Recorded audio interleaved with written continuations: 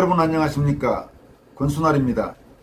집권 여당인 더불어민주당 유력 대선 후보인 이재명 경기지사가 과거 성남시장일 때 본격 추진한 성남시 대장동 개발 사업과 관련해 파문이 커지고 있습니다. 오늘은 이 가운데 대장동 개발 사업에 참여해 막대한 이익을 올려 논란이 뜨거운 화천대유 자산관리 고문으로 영입된 권순일 전 대법관에 대해 좀 말씀드릴까 합니다. 먼저 우스갯소리를 겸해 하나 말씀드리면 권순알TV 시청자 가운데 몇 분이 최근 댓글란에 권순일 대법관과 제가 어떤 관계냐고 물으신 분이 있습니다. 결론적으로 말씀드리면 같은 성에 아마 학렬은 같은 모양인데 그 이상도 이하도 저와는 아무런 인연도 관계도 없는 사이입니다. 권순일 전 대법관은 지난해 7월 이재명 지사의 선거법 위반 사건에 대한 대법원의 무죄 취지 파기환송 판결을 주도한 것으로 알려진 사람입니다. 당시 대법관 중 최선임이던 그는 유죄와 무죄 의견이 5대5로 갈린 상황에서 무죄 의견을 내서 이재명 지사의 정치적 생명을 살려 여당의 유력 대선 주자가 되는데 중요한 영향을 미쳤다고 볼 수 있습니다. 이 대법원 판결 2달 뒤인 2020년 9월 그는 대법관을 퇴임했습니다. 이어서 그로부터 불과 2달 뒤인 작년 11월 문제의 화천대유 고문으로 영입됐습니다. 화천대유 고문단에 이름을 올린 인사로는 권순일 전 대법관과 함께 얼마 전 가짜 수산업자 로비 의혹에도 포함됐던 박영수 전 특별검사, 또 이재명 지사 변호인단으로 활동한 강찬우 전 수원지검장, 이현주 전 외환은행 부행장 등이 포함되어 있습니다. 이들이 받은 고문료는 계약상의 비밀 유지 의무라는 이유로 공개되지 않고 있습니다. 다만 대체로 1인당 연간 수억 원대의 고문료를 받지 않았나 이런 분석들이 나오고 있습니다. 이재명 지사는 친형의 정신병원 강제 입원에 관여하지 않았다는 취지의 발언을 해서 선거법상 허위사실 공표로 항소심 즉 2심에서 당선 무효형인 벌금 300만 원을 선고받은 적이 있습니다.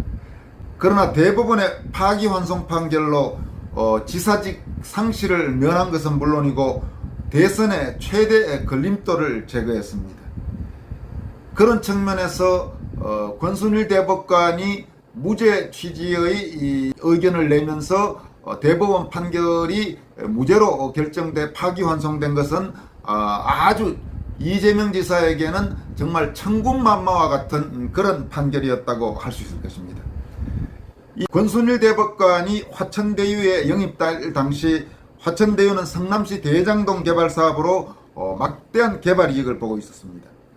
이 이익이 어디에서 나오고 있었는지 또 당시 성남시장이 누구였는지 권순일 대법관이 몰랐을 가능성은 낮습니다. 몰랐다면 그것이 오히려 이상한 일일 것이죠.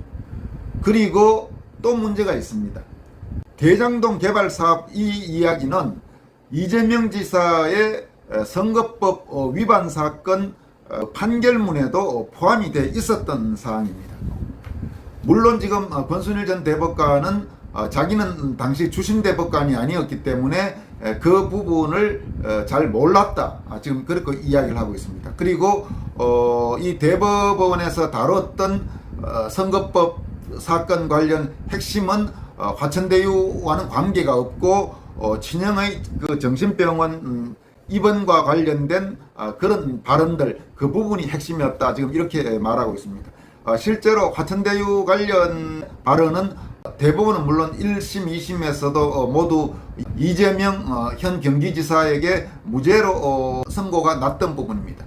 그렇지만은 그 내용 자체는 판결문에 포함이 되어 있었고 기본적으로 그 내용은 알 수 있는 상황이었다고 봐야 될 것입니다.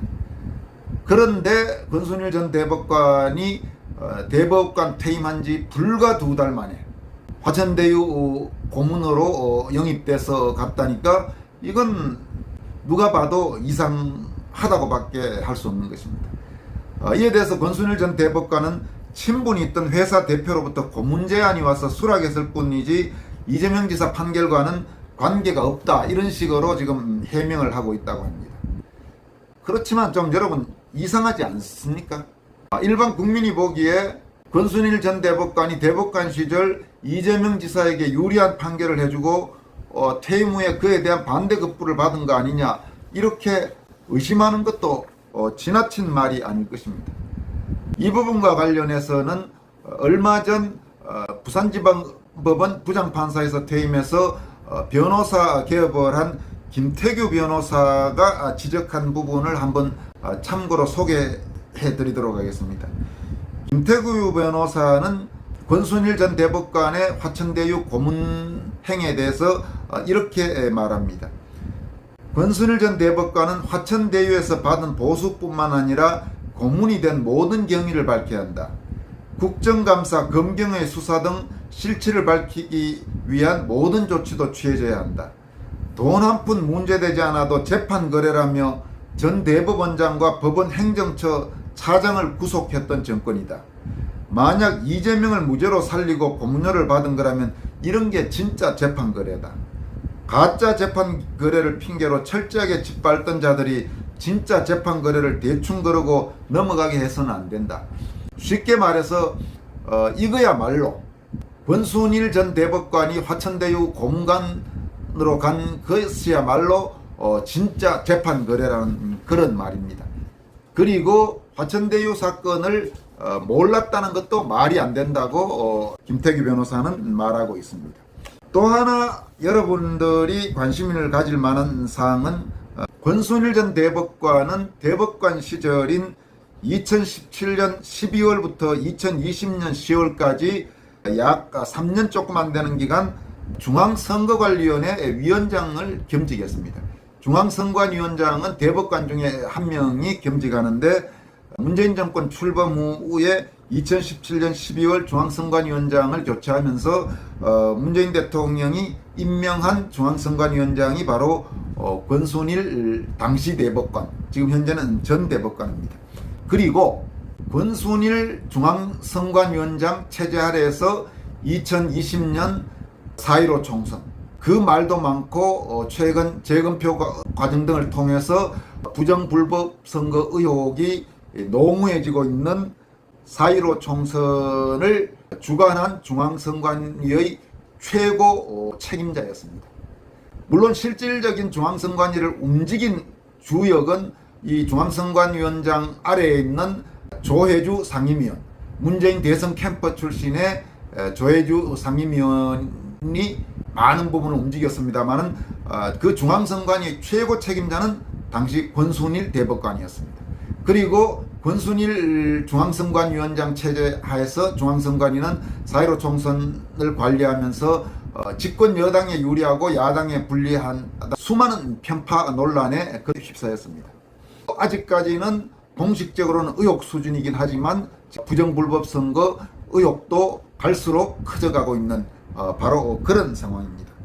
그런 측면에서 과연 권순일 당시 대법관 겸 중앙선관위원장, 그리고 문재인 정권, 현재 집권 여당의 유력 대선 후보 중에 한 명인 이재명 경기지사, 그리고 이재명 지사가 성남시장 시절 본격 추진한 화천대유, 이런 여러가지 그 관계가 어떤 식으로 관련되어 있는지, 그런 부분도 궁금한 부분이 아닐 수 없습니다.